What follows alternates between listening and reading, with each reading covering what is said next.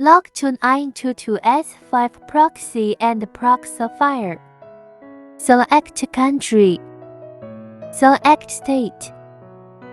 Select city. Click search. Right-click, click on 30,000 used. Click port forward list. Let's copy one of them and use it. Open Proxifier.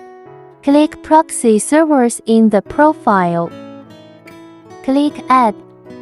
Paste the IP address you just copied into address. Select aux version 5 in the protocol.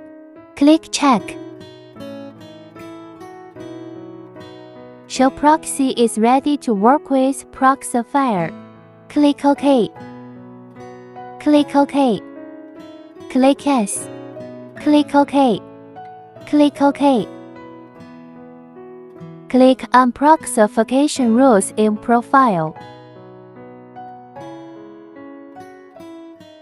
Select Proxy SOX 5 in the action. Double-click Proxy 922.exe. Click Browse.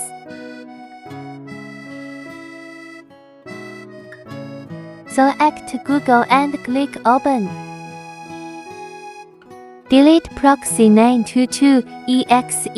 Click OK. Click OK. Open Google and search for IP.net.